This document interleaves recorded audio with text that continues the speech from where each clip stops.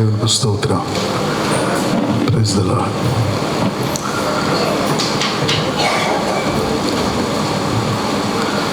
ఎక్కువ సమయాన్ని మీది వ్యర్థం చేయకుండా మరి ప్రభు సన్నిధి అందరికంటే మనకి ముఖ్యమైనది. రెండవది, మన మధ్య పెద్దలు ఉన్నారు. ఆల్రెడీ వేమారెడ్డి గారు కిందకు వస్తూ అయ్యా 1 అవర్లో నన్ను పంపించాయా అన్నారు. సో వాళ్ళ ఏజ్ని బట్టి కూడా we have to respect them. So me time కూడా నేను వేస్ట్ చేయదలుచుకోలేదు. ఈరోజు చాలా ప్రోగ్రామ్స్ ఉన్నాయి, రూపస్ గారు చెప్పారు. సో మొట్టమొదటిగా ప్రభువుకిను, తర్వాత మన మధ్య ఉన్న చారి గారికి, వేమారెడ్డి గారికి వందన, అదేవిధంగా సంఘస్థులు కూడా వందన. God bless you all. నిజంగా మీరు హ్యాపీగా ఉన్నారా? మీరు హ్యాపీగా ఉన్నా, మీరు హ్యాపీగా లేకపోయినా కొంతమంది హ్యాపీగా ఉండటం నేను చూశాను. ఎప్పుడంటే పిల్లలు డ్యాన్స్ చేస్తుండే, నేను చిన్నపిల్లలను అబ్జర్వ్ చేస్తున్నా, అందరూ రౌండ్గా పువ్వులు పెట్టారు. ఓకే, అందరూ పెట్టి వాళ్ళ మమ్మీ, వాళ్ళ డాడీ వాళ్ళు చూసి నవ్వుతున్నారు. You are happy because they are happy. తల్లిదండ్రులు ఎందుకు నవ్వుతారు అంటే వాళ్ళకి ఎన్ని బాధలున్నా బిడ్డలు సంతోషంగా ఉంటే తల్లిదండ్రులు సంతోషంగా ఉంటారు. అదే కాన్సెప్ట్ నేను ఈరోజు మీతో చెప్పేది.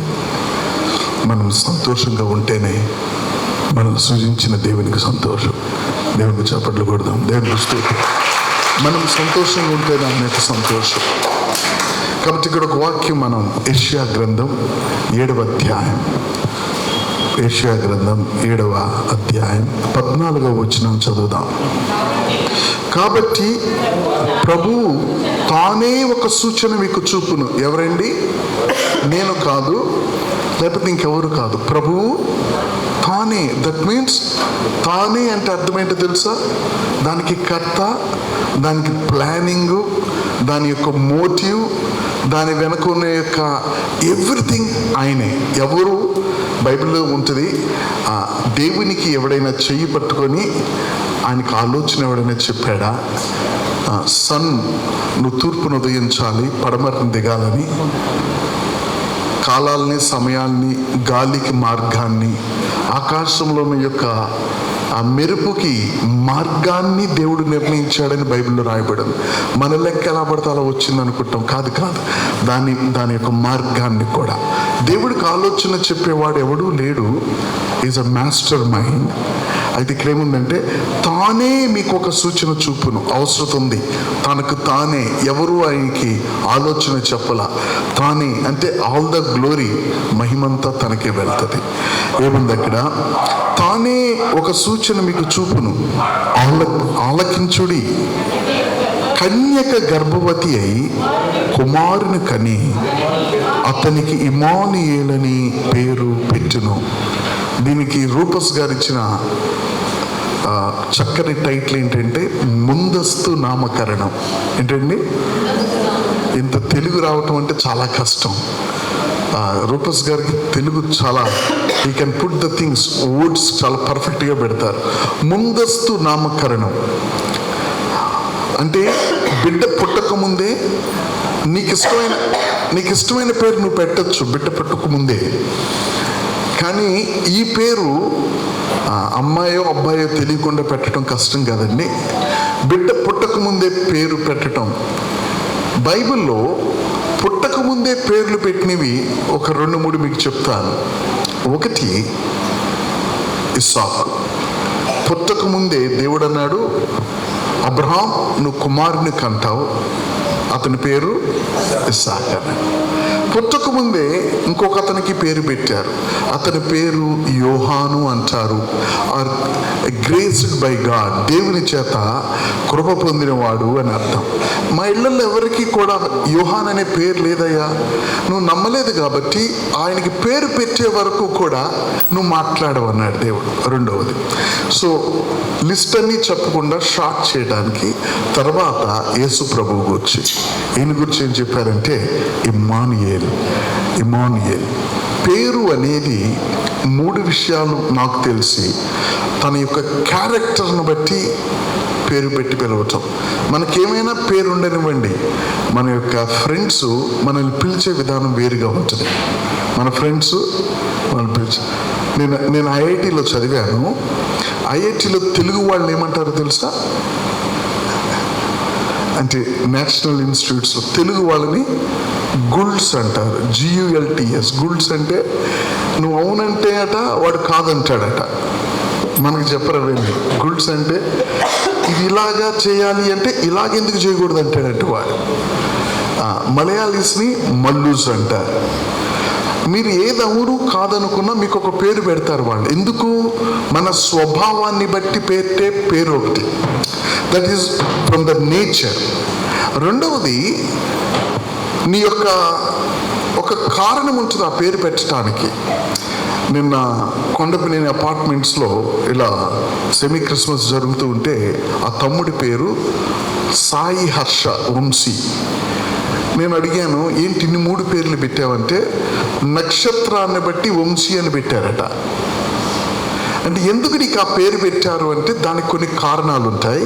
కారణాల్లో ఒకటేమో నేచరు, ఇంకొకటేమో మేబీ ఏదన్నా వాళ్ళ కుటుంబమో లేకపోతే ఏదన్నా పేరు, మూడవది పర్పస్, దానికి ఆయనకి కలిగిన ఒక సంకల్పాన్ని బట్టి ఇన్ని విధాలుగా పేర్లు ఉంటాయి.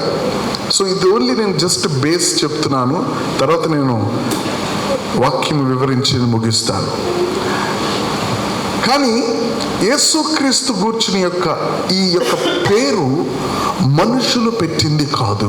పేరేంటో తెలుసా? ఆయన పేరు ఇమ్మానుయేల్, అంటే దేవుడు మనకి తోడై ఉన్నాడు. ఆయన పేరే దేవుడు. ఏంటండి? ఆయన పేరే దేవుడు. సో దీని బ్యాక్గ్రౌండ్తో యేసుక్రీస్తు ప్రభువారు కొద్దిమంది అంటారండి 2000 సంవత్సరాల క్రితం ఈయన వచ్చాడు అని. యేసుక్రీస్తు ప్రభువారు 2000 సంవత్సరాల క్రితం రాలా. ఒకసారి నేను వివిఐటి ఇంజనీరింగ్ కాలేజ్లో నేను ఐఐటిలో చదివాను PG అని, నేను రిజైన్ చేసి సేవకు వచ్చానని, మరి ఇంజనీర్స్ మధ్య మాట్లాడాలి అంటే మరి చదువులేని వాళ్ళు తీసుకెళ్లారు కాబట్టి నన్ను తీసుకువెళ్ళారు. చాలా రెస్పెక్ట్ చేశారు ఆ చైర్మన్. వాళ్ళందరూ నన్ను సత్కరించి ఎన్నో చెప్పినప్పుడు నేను మొట్టమొదటిసారి యేసుక్రీస్తు ప్రభు గుర్చుకున్న విషయాలు చెప్పినప్పుడు ఆ పెద్ద ఆయన, వయసులో పెద్ద ఆయన, నా కారు దగ్గరకు వస్తూ అన్నాడు, నేను ఎప్పుడూ కూడా ఈ విషయాలు ఉన్నాయని నాకు తెలియదండి అన్నాడు. మనకి ఒక అభిప్రాయం ఉంటుంది, కానీ అభిప్రాయం కరెక్ట్ అవునా కదా? యేసు ప్రభు 2000 సంవత్సరాల క్రితము దేవుడు కాడు. 2000 సంవత్సరాల క్రితము ఆయన తనను తాను ప్రత్యక్షపరచుకోవటానికి 1000 సంవత్సరాల ముందు ఉన్న లేఖనాలను చూపించిన వాడు. యేసు ప్రభు 2000 సంవత్సరాల క్రితం పుట్టబోతున్నాడు అని ఆయన 1000 సంవత్సరాల ముందే వ్రాయబడి ఉన్నాయి. అందుకని యేసు ప్రభులో ఉన్న ప్రత్యేకత ఏమిటంటే ఆయన వచ్చేమన్నాడంటే, నేను వచ్చాను, ఈ అద్భుతం చేశాను, నన్ను నమ్మండి అంటలా. నేను వచ్చాను, మీరు ఎప్పుడు చూస్తున్నారు నమ్మండి అంటలా. నేను వచ్చాను, నేను వస్తానని ఇప్పటికే వ్రాయబడినవి చూసి నమ్మండి అంటున్నాడు. దేవునికి స్తోత్రం. నా పేరేమిటి? నా పేరు ఇమ్మానుయేల్, దేవుడు మీకు తోడు. అంటే దేవుడు శరీరధారిగా రావాల్సిన అవసరం ఏముంది? శరీరములో భయము చేత మరణ దాసత్యములో ఉన్న మనలను విడిపించటానికి రక్త మాంసాల్లో ఆయన రావాల్సిందే, లేదా రక్త మాంసాల్లో మనకు విడుదల లేదు. సో దేవుడు శబ్దము అంటాం అండి, దేవుడు వాక్యము అంటాం. వాక్యమైన దేవుడు శరీరధారిగా మన కొరకు వచ్చాడు. శరీరాలను మార్చటానిక అంటే శరీరాలను రక్షించటానికి శరీర రూపంలో రావాల్సి వచ్చింది. యేసు ప్రభు వస్తున్నాడు. యేసు ప్రభు వచ్చిన తర్వాత ప్రజలు చూశారు. దేవునికి స్తోత్రం. యేసు ప్రభు ఏమన్నాడు తెలుసా? తన శిష్యులతో ఈ మాట అన్నారు, ఇంత అవివేకులై ఉన్నారా? నా గూర్చి వ్రాయబడినవి మీరు ఎందుకు నమ్మలేదు? నేను వచ్చి మీకు ఎన్నో చెప్పాను, కానీ మీరు నా గూర్చి వ్రాయబడినవి. అయ్యా, నువ్వు 2000 సంవత్సరాల క్రితం కదా, 2000 సంవత్సరాల క్రితం ఆయన వస్తాడు అని ఆరంభం నుంచే బైబిల్లో రాయబడి ఉంది. అందుకని బైబిల్ 25% కొత్త నిబంధన యేసుప్రభు వచ్చిన తర్వాత, 75% ఆయన రాబోతున్నాడని రాశాడు. సో మనం చదివిన యొక్క వాక్యం యెషయా గ్రంథం 8th సెంచరీ, యేసు ప్రభు రాకముందు 800 సంవత్సరాల క్రితము బైబిల్ సేవకుడు వ్రాసినవి. అలాగే మలాకీలో కూడా ఉంటుంది. 800 సంవత్సరాల క్రితము కన్య గర్భం ధరిస్తుందని రాసిన వాడు కూడా చనిపోయాడు. Praise the lord. చాలా అద్భుతమండి. ఈ యొక్క మనం ఏదో తెలుసుకొని నమ్ముకోవటం కాదు. మనం ఏదో ఆ కుటుంబంలో పుట్టాము కాబట్టి మనం క్రైస్తవులు కాదు. చాలా మందికి క్రైస్తవులు అంటే ఏమనుకుంటారంటే, క్రైస్తవ కుటుంబంలో పుడితే క్రైస్తవులు అంటారు. కానీ అవునండి, క్రైస్తవ కుటుంబంలో పుడితే అవుతాడా? ఈ పరిశుద్ధ గ్రంథం ఏం చెప్తుంది? ఎవడు క్రీస్తుని విశ్వసిస్తాడో వాడు మాత్రమే, అపోస్తల కార్యములు వాళ్ళు క్రైస్తవులని పిలువబడ్డారు. దేవునికి స్తోత్రం. అందరూ క్రైస్తవులు అవుతారా అంటే కాదు. క్రైస్తవ కుటుంబంలో పుట్టినంత మాత్రాన మన యొక్క అనేక విషయాలు మనకు రావచ్చు, కానీ క్రీస్తు రావటం అంటే క్రీస్తు రావాలి. సో నెంబర్ 1, నా క్వశ్చన్ 3 ఆన్సర్స్. ఈ యొక్క ముందస్తు నామకరణ ఎందుకు? అసలు ముందస్తు నామకరణ దేవుడు చేయవలసిన అవసరం ఏంటి? Praise the Lord. ఆమేన్. తర్వాత తీసుకుంటాను. ముందస్తు నామకరణ చేయాల్సిన అవసరం ఏంటి? ముందస్తు నామకరణ ఎందుకంటే ఆయన పుట్టిన తర్వాత ప్రశ్న వస్తే జవాబు లేకుండా ఉండకూడదు. ఆయన పుట్టిన తర్వాత ఆయన ఎలా పుట్టబోతున్నాడు? ప్రశ్నించే విధంగానే పుట్టబోతున్నాడు. ఎలా పుట్టబోతున్నాడు? కన్యక గర్భం. ఇక్కడేముంది? 800 సంవత్సరాల ముందు ఇదే మీకు సూచన, కన్యక గర్భం ధరిస్తుంది, అతని పేరు ఇమ్మానుయేల్. దేవునికి స్తోత్రం. ఎందుకు దేవుడు ముందస్తు మాట్లాడతాడు అంటే, అది జరిగినప్పుడు దానికి జవాబు ఉండాలి. ఏదో జరుగుతుందని గుడ్డిగా నమ్మటం కాదు, జవాబు ఉండాలి. యేసుప్రభు మాట్లాడినవి కూడా అలాగే ఉన్నాయి. ఎందుకు ఇది జరుగుతుంది? నేను ముందుగా మీకు ఎందుకు చెప్తున్నానంటే, అది జరిగినప్పుడు నేను చెప్పానని మీకు తెలియాలన్నాడు. దేవునికి స్తోత్రం. ముందస్తు జరగటానికి కారణమదే. దేవునికి స్తోత్రం. మీకు ఒక విషయం, యేసుక్రీస్తు ప్రభు వారు పుట్టారు, జ్ఞానులు వచ్చారు. జ్ఞానులకి ఏమన్నా బైబిల్ ఉందా వాళ్ళ దగ్గర? మరి ఎలా తెలిసింది వాళ్ళకి? జ్ఞానులు వచ్చేయమన్నారండి. తూర్పున నక్షత్రం చూసాం మేము.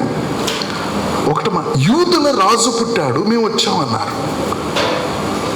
నీకు పుట్టిన వాడు యొక్క బయోడేటా కూడా తెలుసా నీకు? ఎవరో పుడతారు, నువ్వు యూదుల రాజు అని వచ్చావు, అక్కడికి నేను వస్తాను, మేము బయలుదేరి వచ్చామన్నాడు. జ్ఞానులు ఎంతమంది వచ్చారో మనకి తెలియదు. ఎందుకంటే బైబిల్ 3 అని చెప్పలా, మనం అనుకుంటున్నాం. కానీ జ్ఞానులు వచ్చారు, కరెక్టే. 3 కావచ్చు, 10 మంది కావచ్చు. రైజలా జ్ఞానులు అంటే ఎవరో తెలుసండి? బైబిల్లో, లేకపోతే హిస్టరీకి వెళ్ళండి. బైబిల్ అంటే హిస్టరీకి వెళ్తే సొలొమోను జ్ఞానము టాప్.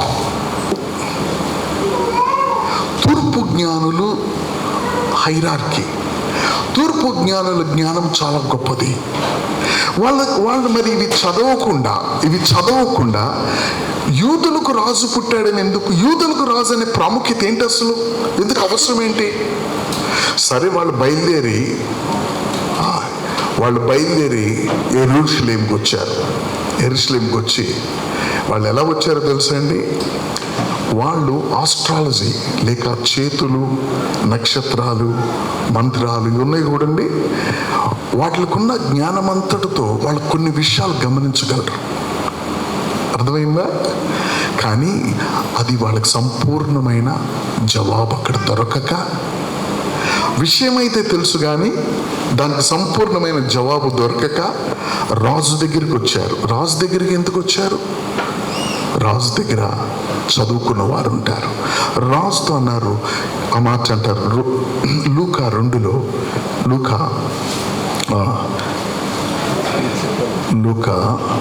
క్షమించాలి, మత్తయి 2లో 5వ వచనం చూస్తే వాళ్ళు ఒక మాట అంటారు, జ్ఞానులు వచ్చి అంటారు. అమ్మ చదువు, ఒకసారి నేను చదువుతాను, ఒక నిమిషం. 4వ వచనం. కాబట్టి రాజు ప్రధాన యాజకులను, 2వ వచనం క్షమించాలి, యూదులు రాజుగా పుట్టిన వాడు ఎక్కడ ఉన్నాడు? జ్ఞానులకు రాజు పుట్టాడు అని తెలుసు, కానీ ఇప్పుడు వీళ్ళకి అసలు పాయింట్ తెలియట్లేదు. యూదులకు రాజుగా పుట్టిన వాడు ఎక్కడ ఉన్నాడు? తూర్పు దిక్కున మేము ఆయన నక్షత్రము చూచి, ఏమండి ఇందాక ఆల్రెడీ చెప్పాను, ఎందుకయ్యా నీ పేరు ఇలా పెట్టారంటే నక్షత్రాన్ని పెట్టి పెట్టామండి అన్నారు. వాళ్ళు మంచి విశ్వాసులు వాళ్ళు.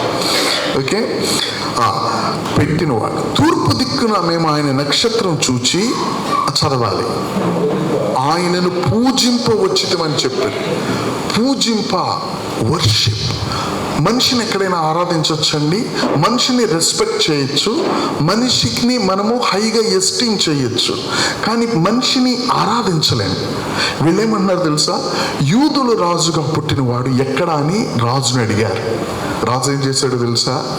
వీళ్ళకి ఎవరికో పిచ్చివాళ్ళు వచ్చారు అందులో, వీళ్ళు జ్ఞానులు, అందులో కూడా ఎవరు? తూర్పు జ్ఞానులు. వీళ్ళేమైనా చెప్తే పక్కన పడేయలేము. వెంటనే అన్నాడు, అక్కడ ఉన్నవారిని పోగు చేసి ఏమన్నాడంటే, ఆయన 4వ వచనంలో, రాజు ప్రధాన యాజకులను ప్రజలలో నుండి శాస్త్రులను అందరినీ సమకూర్చి, ప్రధాన యాజకులను ప్రజలలో ఉండి శాస్త్రులను అందరినీ కూర్చి, ప్రశ్న, క్రీస్తు ఎక్కడ పుట్టునని వారిని అడిగాను. దేవునికి స్తోత్రం. వీళ్ళేమో పుట్టాడని వచ్చారు, ఎక్కడయ్యా అని అడిగారు. ఈయనేమన్నాడు తెలుసా? మీరు ఇంత జ్ఞానం కలిగిన వారు ఉన్నారు నా దగ్గర, ఒకవేళ మీరు జవాబు చెప్పకపోతే ఆయన చంపేస్తాడు. జ్ఞానం కలిగిన వారు ఉన్నారు, వాళ్ళు నన్ను ప్రశ్న అడిగారు వచ్చి, రాజు ఎక్కడ పుట్టాడు? యూదుల రాజు అన్నాడు. మీరు 2 కూర్చోండి, నా దగ్గర కూర్చున్నారు ఇంతకాలం, మీరు మీకు పని పడింది, కూర్చోండి. యూదులకు రాజుగా ఎక్కడ పుట్టాడు? నేను రాజుని, ఆయన రాజు అవుతాడేమో, ఎక్కడ పుట్టాడు? అప్పుడు వాళ్ళు ఏం చేశారండి? మాకేం తెలుసు అందులో. వాళ్ళు వెంటనే గ్రంథాలు తీసి ఒక మాట అన్నారు. గ్రంథాలను చోటు తీశారు. యూదయ బెత్లెహేము, నీవు యూదా ప్రధానులలో ఎంత మాత్రమూ అల్పమైన దానివి కావు. ఇశ్రాయేలును నా ప్రజలను పాలించు అధిపతి నీలో నుండి వచ్చును, ఇక్కడ ఇంపార్టెంట్, అని ప్రవక్త ద్వారా వ్రాయబడి ఉన్నదనిరే. అయ్యా, మీరు దగ్గర ప్రశ్న ఉంది, ఇక్కడ జవాబు ఉంది. దేవుడు ముందస్తు ఎందుకు చేస్తాడంటే నీ ప్రశ్నకు జవాబు కొరకు. ఎందుకంటే ఆయన పుట్టుక ఎవరికి గ్రహింపు, ఎవరు కూడా దానికి జవాబు చెప్పలేరు. కన్యక బిడ్డను కనటం ఏంటి? కన్యక గర్భంలో నుంచి బిడ్డ రావటం ఏంటి? ఈ లోకానికి ఎందుకు కన్యక గర్భంలో పుట్టాలి అంటే, ఒక పురుషుని ద్వారా పుడితే వాడి స్వభావాలు వస్తాయి. కన్య గర్భంలో విత్తనం అనేది దేవుని వాక్యం, వాక్యమే శరీరధారి అయ్యింది. దేవునికి స్తోత్రం. ఆయనలో పాపము లేని జీవితం ఆయన జీవించాడు. కాబట్టి ముందస్తు ఎందుకు అంటే, రేపు నేను వచ్చినప్పుడు జవాబు ఉండాలి. దేవునికి స్తోత్రం. యేసుక్రీస్తు పుట్టినప్పుడు, ఆయన పుట్టినప్పుడు జవాబు ఏమిటో తెలుసా?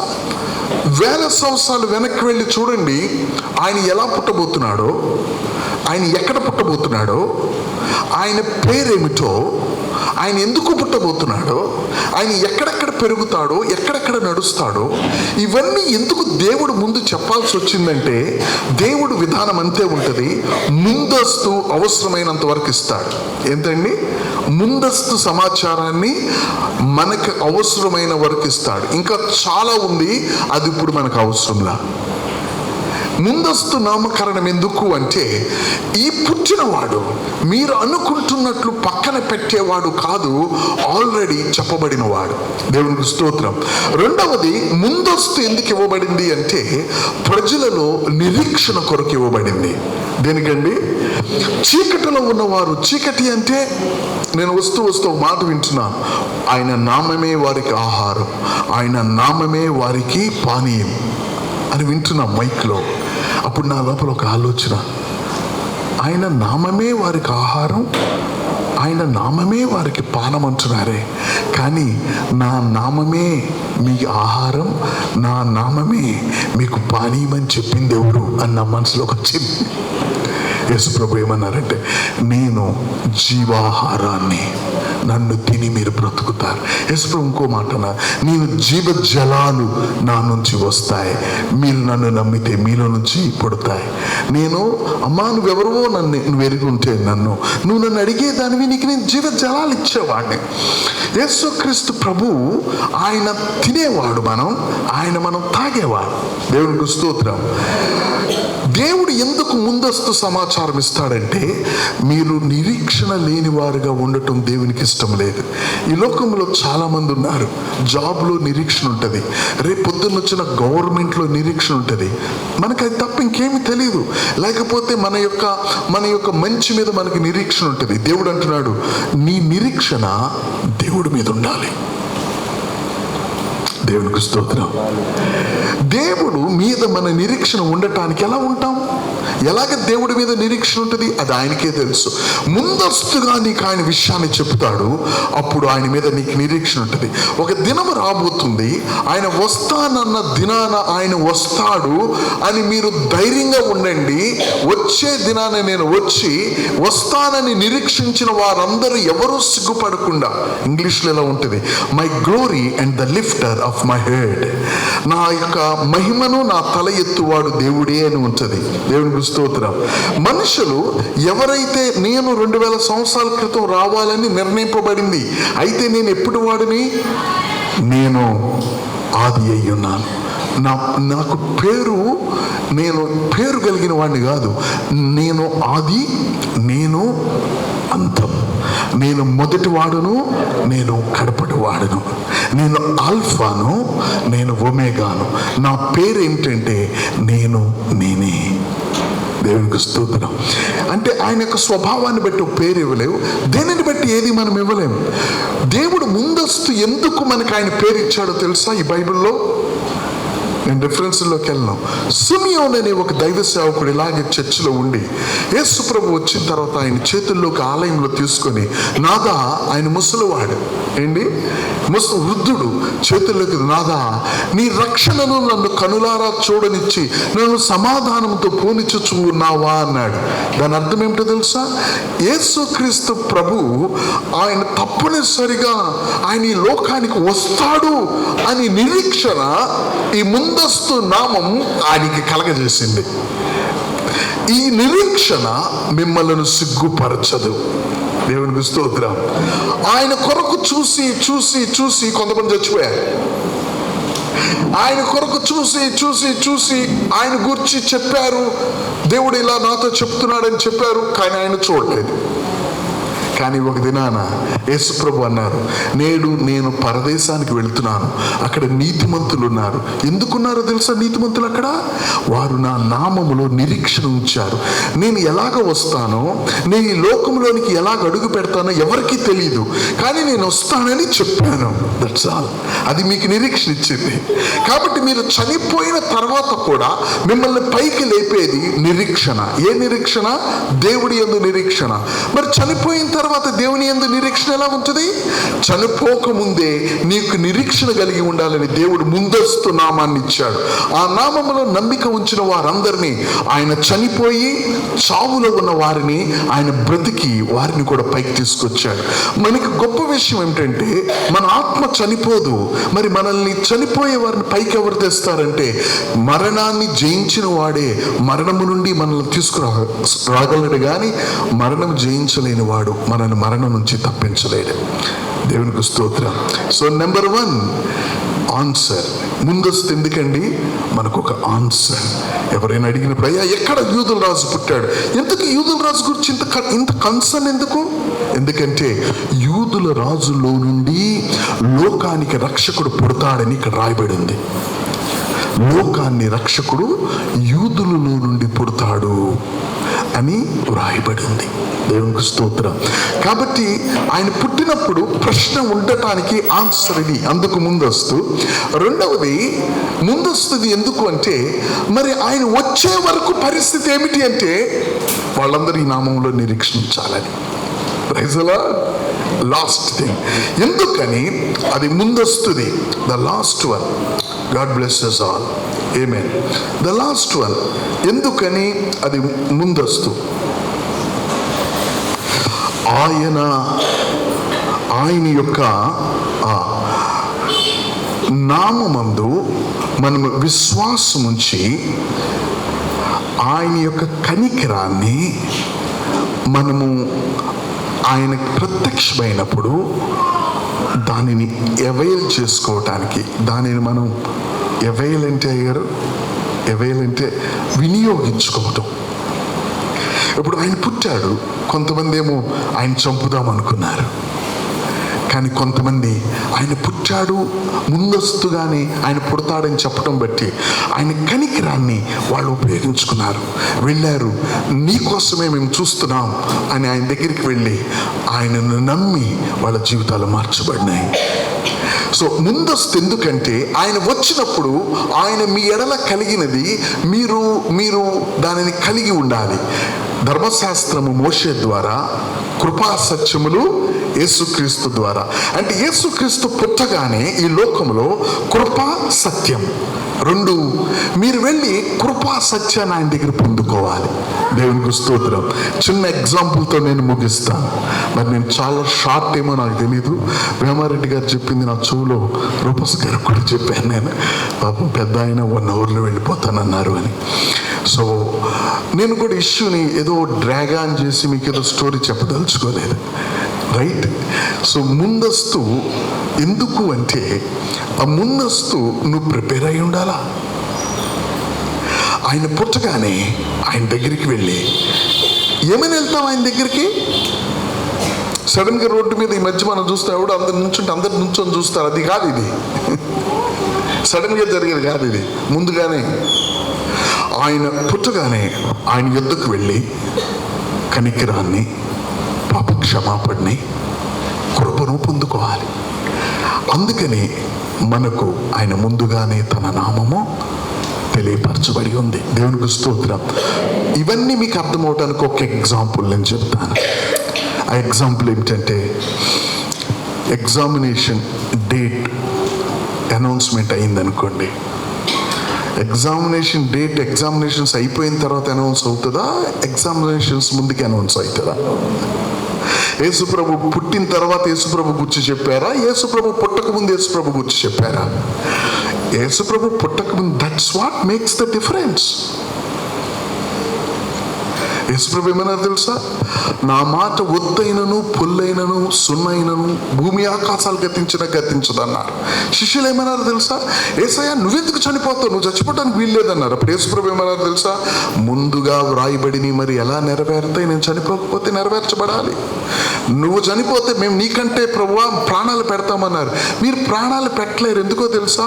గొర్రెల కాపరి కొట్టబడతాడు మనుషుల పాపాల కొరకు, గొర్రెలు చెదిరిపోతాయి, మీరు చెదిరిపోతారు. మరి ఆ యొక్క రాయబడింది ఎలా నెరవేరుతుంది అన్నాడు. యేసు ప్రభువులో గొప్ప విషయం ఏమిటి తెలుసా? When he stepped into this world, ఈ ఎటర్నల్ గాడ్, నిత్యమైన దేవుడు, సమయాన్ని సృష్టించిన దేవుడు, ఆయనకి సమయం లేదు. యేసు ప్రభు నిన్న నేడు నిరంతరము ఏకరీతిగా ఉన్నాడు. దాని అర్థం ఏంటండి? నిన్న నేడు నిరంతరం ఏకరీతిగా ఉన్నాడు. నేను ఇప్పుడు ఉన్నాను 9 గంటల 10 నిమిషాల్లో. 9 గంటల్లో నేను ఉండగలనా? నిన్నట్లో ఉండగలనా? ఉండలేను. రేపు 9 గంటలకి నేను ఇక్కడ ఉండగలనా? ఉండలేను. కానీ యేసుప్రభు ఎలా ఉండగలదో తెలుసా? ఇప్పుడు 9:10లో ఉంటాడు, నిన్న 9:10లో ఇప్పుడు ఉంటాడు. ఎప్పుడు? నిన్న 9:10 ఇప్పుడు ఉంటాడు, రేపు 9:10 ఇప్పుడు ఉంటాడు. నీకు టైం కానీ దేవునికి టైం ఆయన సృష్టించాడు. టైంలో ఆయన నిత్యము వ్యాపించుంటాడు. నేను నిన్న నేడు నిరంతరము ఏకరీతిగా ఉన్నా. రేపు నా శరీరం ఇట్లా జారిపోదు. నిన్న నేను బలహీనుని కాదు, ఈరోజు బలవంతుడిని కాదు, నేను సేమ్.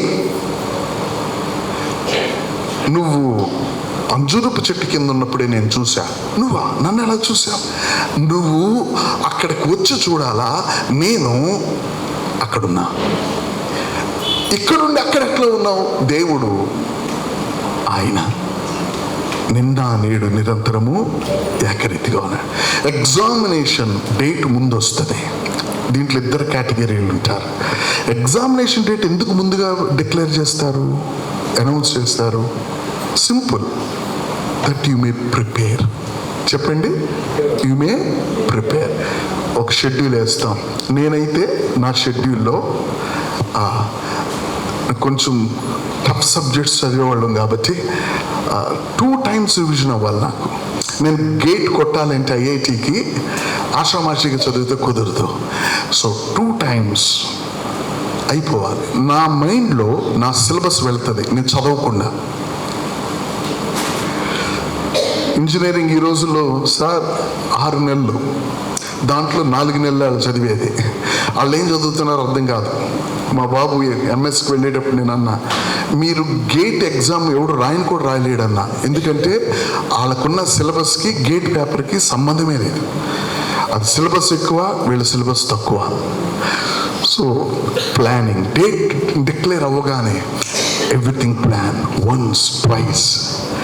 ఎగ్జామినేషన్కి వెళ్ళే టైంకి మొత్తం ఒక సబ్జెక్ట్ అంతా ఒక పేపర్ మీద వచ్చేస్తుంది నాకు.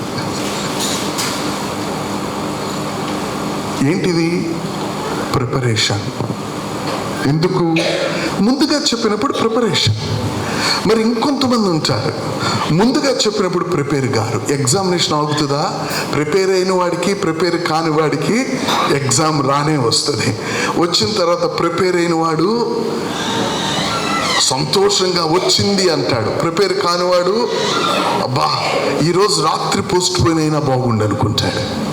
ముందస్తు ఎందుకు చెప్పారో తెలుసా? పోస్ట్ పోయిన్ చేయటానికి కాదు, ప్రిపేర్ అవ్వటానికి. ముందస్తు నామకరణ. ఈ బైబిల్లో యేసుక్రీస్తు ప్రభు వారు ఎప్పుడు ఈ లోకానికి రాబోతున్నాడో, 2000 సంవత్సరాల క్రితం రాబోతున్నాడని భూమికి పునాదులు వేయబడక మునిపే వ్రాయబడి ఉంది. దేవునికి స్తోత్రం. భూమికి పునాదులు వేయబడక మునిపే 2000 సంవత్సరాలకు రాబోతున్నాడని. మరి ఆయన వచ్చే వరకు వీళ్ళ పరిస్థితి ఏంటంటే వాళ్ళు నిరీక్షణ కలిగి ఉండాలి, వచ్చిన వాళ్ళు సిద్ధపడాలి. దేవునికి స్తోత్రం. సో కంక్లూజన్లో నేను చెప్పేది ఒకటే, ఎందుకు యేసుక్రీస్తు నామం ముందుగానే చెప్పబడిందంటే ఆయన వస్తున్నాడు, ఆయనను కలవటానికి మనము ప్రిపేర్ అవ్వాలి. దేవునికి స్తోత్రం. లేకపోతే ముందస్తు చెప్పాల్సిన అవసరం ఆయనకి లేదు. మనలో ఏ ఒక్కరూ కూడా ఆయన యొక్క రాకడను కోల్పోకూడదని ఇమానియేల్, ఆయన వచ్చినప్పుడు ఆయన కలవాలి, ఆయన కనికరాన్ని రెడీగా ఉండి పొందుకోవాలి. సో అందుకని దేవుడు ప్రిపేర్ ఎందుకు ముందుగా చెప్పాడంటే ప్రిపేర్ ఏంటండి? ప్రిపేర్. మీ బుక్లో ముందస్తు నామకరణ అన్నదాని పక్కన = పెట్టి ప్రిపేర్.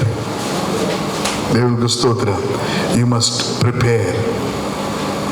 ఆయన చేత రక్షింపబడటానికి ప్రిపేర్ అవ్వాలి. రక్షింపబడిన వారు ఆయన రాకడ కొరకు ప్రిపేర్ అవ్వాలి. అందుకే ఆయన నామం మనకి ముందుగా ఇవ్వబడింది. So I'm closing now. యేసుక్రీస్తు ప్రభు వారిని వ్యక్తిగతంగా ఎరగటం అంటే ఏమిటి? యేసుక్రీస్తు ప్రభు వారిని వ్యక్తిగత ఎరగటం అంటే బైబిల్ కాలేజీకి వెళ్ళటమా, బాప్తిజం తీసుకోవటమా? నేను ఈ మాటలు ఎందుకు చెప్తున్నానంటే ఇది క్రిస్మస్ ఈవ్ కాబట్టి కొంతమంది ప్రేమతో ఎప్పుడు రాని వాళ్ళు వస్తారు. వాళ్ళకి స్పష్టంగా ప్రభు అయిన యేసుక్రీస్తుని ఎరగటం అంటే ఏమిటో, యేసు ప్రభు బిడ్డగా మారటం అంటే ఏమిటో నేను ఒక 1 minute ముగిస్తాను. యేసు ప్రభుని నమ్మటం అంటే, యేసు ప్రభుని విశ్వసించడం అంటే, మా బాబు 9th క్లాస్ చదువుతున్నాడు. నేను బాప్టిజమ్స్ అయిన చర్చిలో ఒక్క పాప, డాడీ నాకు కూడా బాప్టిజం ఇయ్యి అన్నాడు. వాడు, ఎందుకయ్యా నీకు బాప్టిజం అన్న? వాడికి విని నా దగ్గర వాడికి అర్థమైంది, డాడీ నేను కూడా యేసు ప్రభుని నమ్ముకున్నా అన్నాడు. నమ్ముకోవటం అంటే ఏంటి అన్న? నమ్ముకోవటం అంటే వాడికి తెలుసు, యేసు ప్రభు నా పాపాల కొరకు మృతి చెంది తిరిగి లేపబడ్డాడని నమ్ముకున్నా అన్నాడు.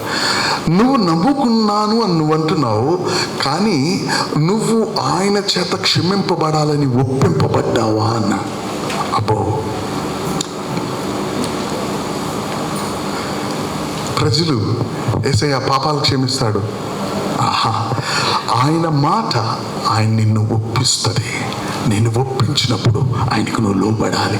ఆయన లోబడిన తర్వాత నీ జీవితంలోనికి ఆయన ప్రవేశిస్తాడు. 1992లో రాత్రికి రాత్రి నా జీవితం మారింది. నా హాస్టల్ రూమ్లో రాత్రికి రాత్రి. దేవునికి స్తోత్రం, ప్రైజ్ ది లార్డ్. ఇదేదో పెద్ద ప్రాసెస్ కాదు, అది సాంక్టిఫికేషన్. ప్రభుని పిలవగానే సింపుల్. ఆయన ముందస్తు ఎందుకు ఇచ్చాడంటే, నీ దగ్గరికి ఆయన గుర్చిన మాట వస్తుంది, నీ దగ్గరికి ఒక అవకాశం వస్తుంది. ఆయన యూదుల రాజు, లేకపోతే యూదుల్లో నుండి రక్షణ పుడుతుంది అనేది దాని యొక్క విధానం. ఆయన వచ్చినప్పుడు విన్న జ్ఞానము, ప్రభువా నువ్వు చెప్పినట్లే వచ్చావు, రక్షకుడివి, ఇమ్మానుయేలువి, క్రీస్తువే, నన్ను నీ రక్తంలో కడుగు అని ఆయన దగ్గరికి ఆయన చేత ఒప్పింపబడినట్లుగా రావాలి. ఆయన నీ హృదయంలోకి పిలిచినప్పుడు నువ్వు చేసేదేమీ లేదు, ఆయన హృదయంలోనికి వస్తాడు. దేవునికి స్తోత్రం. ఆ దినము నుంచి నీ జీవితం మారిపోతుంది. ఈ క్రిస్మస్ అటువంటి క్రిస్మస్గా మీకుండును గాక. God bless you. రూపస్ గారికి థ్యాంక్ యూ. పెద్దలు మీకు చాలా వందనాలు, ఓపికతో ఉన్నారు. I hand it over to you. God bless you all. Praise the lord. శ్రమ తీసుకొని మా మధ్యకు వచ్చినందుకు మరొకసారి మీకు ధన్యవాదాలు తెలియజేస్తా ఉన్నాను. మీరు కూడా ఒకసారి వారికి కృతజ్ఞతలు తెలియజేద్దాం. క్రిస్మస్ ఈవ్ అని మనం నడుస్తూ ఉన్నాం. చాలా అద్భుతంగా మా రాయ్ గారు, సుధీర్ గారు చెప్పారు. నాకు సుధీర్ గారు మాట్లాడుతుంటే నాకు ఏం గుర్తొచ్చిందంటే, 92 అన్నారు కదా మీరు, 92 బ్యాప్టిజం దేవుడు మాట్లాడండి. 92 దేవుడు మాట్లాడి 92. నేను 90లో నేను జర్నలిస్ట్ అయినప్పుడు ఒక 2 సంవత్సరాల్లో ఏమైందంటే, మరి సుధీర్ గారికి ఇష్టం లేకపోతే చెప్తాను. వాళ్ళ నాన్నగారు మేరగా రాజేంద్ర ప్రసాద్ గారని పాత మంగళగిరి కౌన్సిలర్గా పనిచేశారు. సిపిఐ ఎంఎల్ గ్రూప్స్ అయ్యి, సిపిఐ కాదు కదా, ఎంఎల్ గ్రూప్స్, అది కమ్యూనిస్ట్ పార్టీ. మేరగా రాజేంద్ర ప్రసాద్ గారు నాతో, నేను ఆ రోజుల్లో నేను శాంతిదూత ఆవిర్భవించిన ఫస్ట్ టైం అది. ఆ పత్రిక స్టార్వాకాలో ప్రింట్ అయ్యేది, ఒక 10 పేజీలు. మన శాంతిదూత పత్రిక అయ్యేది. అప్పుడు లెటర్ ప్రెస్ ఉండేది, అంత అందంగా ఉండేవి కాదు, డీటీపీ లేవు. అప్పుడు నేను 92 ఆ ప్రాంతాల్లో శాంతిదూత ఆయనకి ఇస్తే, దాంట్లో సంవత్సరం అంతా 20 రూపాయలు, 100 రూపాయలు జీవితం కట్టేస్తారు. రూపస్ గారు ఒక సహాయం చేయాలి మీరు నాకు అన్నాడు. అక్కడ ఆయన ఆ వీధిలో ఇప్పుడు డెంటల్ వంశీకృష్ణ గారి హాస్పిటల్ ఎదురుగా ఒక రూమ్లో ఉండేవారు. ఆయన లంకా నాగేశ్వరరావు గారి వాళ్ళ రూమ్స్లో ఉండేవారు. ఏం చేయాలన్నా, మావాడు దేవుడు అన్నాడు, వాడిని మార్చాలి నువ్వు అన్నాడు. నువ్వు విలేకరి పని అన్నా చేస్తున్నావు, వాడు ఏ పని చేయను అన్నాడు. ఇంజనీరింగ్ చదువుతున్నాడు, బంగారంలాగా ఇంజనీరింగ్ చదువుని వదిలేస్తాను, నాకు ఎంటెక్లు వద్దు, బీటెక్లు వద్దు, ఏమొద్దు. ఏమన్నా చెప్పకూడదా? ఉద్యోగం చేస్తా, చేయొచ్చు కదా సేవ. నేను వద్దన్నాను. ఎందుకు మావాడు అట్లా అంటున్నాడు, చెప్పొచ్చు కదా మీరు. నేనేం చెప్పేది అప్పుడు, నేను ఎంగ కదా, నేనేం చెప్పేది మాట్లాడదా, అదే మీరు అలా అనకూడదు అంటే మీరు ఆయన కోప్పడి మీరు చదవండి అనేవాడు. నేను సాయంత్రం చదవండి అనేప్పండి. సరే చదువుతాడు పాపం. ఆయన నవ్వుతా మాట్లాడి, ఏమనుకోబాకండి, నాకు కొంచెం ఇబ్బందిగా ఉంది, మా వాడు పాస్టర్గా మారటం అన్నాడు కదా. అది ఇబ్బంది కాదు, గొప్ప ఆశీర్వాదం. హల్లెలూయా. ఇంజనీరు, డాక్టర్ అయితే ఏదో కొంతమందికి సహాయం చేయగలుగుతారేమో, శారీరకంగా మనుషులను రక్షించగలుగుతాడేమో, దేవుని సంకల్పం ఏంటంటే రాజేంద్ర ప్రసాద్ ఒక కమ్యూనిస్ట్ లీడర్ కుమారుడు సుధీర్ అని ఆయన అన్ని పరిమితం చేయదలుచుకోవాలి. దేవుడు ఒక లిమిటెడ్ సర్కిల్లో ఉంచదలుచుకోవాలి. శరీరాన్ని రక్షించడం కాదు కానీ సోల్స్ని సేవ చేద్దాం అనుకున్నాడు. ఆయన ఆత్మను రక్షిద్దాం అనుకున్నాడు. అది నెరవేరింది. అది ఆయనకు వచ్చిన పిలుపు వాస్తవం అయింది, భ్రమపడలేదు అనడానికి ఇదే రోజు. హల్లెలూయా, ఇదే రోజు. ఇంతకాలం ఆయన కొనసాగటం, సేవలో చక్కగా పబ్లిక్ ఎక్స్ప్లెయిన్ చేయగలగటం, వాక్యాన్ని డైజెస్ట్ చేసుకోవటం, ఇవన్నీ కూడా మనకు కనిపిస్తూ ఉన్నాయి. కాబట్టి ఆలోచించుకుందాం, ఇంత గొప్ప క్రిస్మస్ ఈ రోజు మనం సుధీర్ గారి సందేశాన్ని దేవుడు మనకి వినిపింపజేశారు. దేవుని ఇచ్చిన సందేశాన్ని సుధీర్ గారి మాటల ద్వారా వ్యక్తం చేశారు. దేవునికే మహిమ. మరొకసారి సుధీర్ గారికి ధన్యవాదాలు తెలియజేస్తూ నేను తర్వాత కార్యక్రమానికి వెళ్దాం.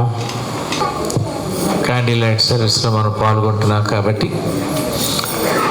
అయితే తండ్రి దేవుడు మానవుని హృదయాన్ని వెలిగించాలని, అంధకారంలో ఉన్న ప్రతి హృదయాన్ని వెలిగించాలని ప్రభువైన యేసుక్రీస్తు వారిని లేఖనాల్లో పలికించినది బట్టి ఆయన ఈ లోకాన్ని పంపించారు. ఈరోజు మనం ప్రభువును జ్ఞాపకం చేసుకుంటూ ఈ క్రిస్మస్ ఆరాధన క్యాండిల్ లైట్ సర్వీస్ మనం అందరం కూడా జరిపించుకుంటున్నాం. కనుక ఆ వెలుగు నీలో నాలో ఉంది అని తెలియచేస్తూ, మన హృదయం దేవుని సన్నిధిలో వెలుగుతూ ఉందా, ప్రభు మన జీవితాన్ని వెలిగిస్తూ ఉన్నాడా లేదా అని ప్రశ్న వేసుకుంటూ, ఏదైనా ఈ క్యాండిల్ నేను వెలిగిస్తున్నాను, నేను వెలుగు బిడ్డగా, దేవుని బిడ్డగా నేను ఉన్నాను అని దేవుని సన్నిధానంలో ఆయన వైపు చూస్తూ మన క్యాండిల్ వెలిగిద్దాం, మన హృదయాలు వెలిగించుకుందాం, ప్రభు వెలుగులో మనం నడిచేటటువంటి వారిగా మరి ఉందాము. అటువంటి రీతిగా ఈ క్యాండిల్ ఏ విధంగా వెలిగిస్తుందో అదే రీతిగా నేను కూడా ఈ క్యాండిల్ ఏ విధంగా వెలుగుతూ మరి కొవ్వొత్తి కారిపోతూ ఉన్నా కానీ వెలుగునిస్తూ ఉంది. అది ఆయన యొక్క ఆశీర్వాదాలలో మనం ఉండు రీతిగా మన యొక్క హృదయాలు నేను కూడా వెలిగించుకున్నాను. ప్రభువైన యేసుక్రీస్తు లోకానికి వెలుగుగా వచ్చారు. ఆ వెలుగే ప్రతి మానవుని హృదయమును కూడా వెలిగిస్తూ ఉంది. ఏదైనా అదే రీతిగా నేను కూడా వెలిగింపబడ్డాను అని దేవుని వైపు చూస్తూ మరి మీ చేతులు అందరూ కూడా పైకెత్తుతూ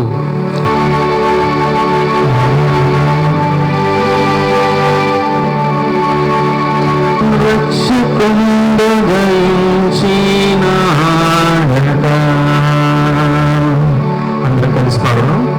మన కొరకు పరమా రక్షకుండు దయించినాడట,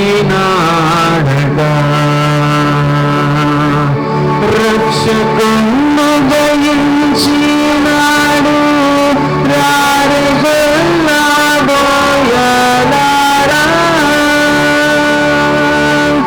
రక్షకుండు దయించినాడు,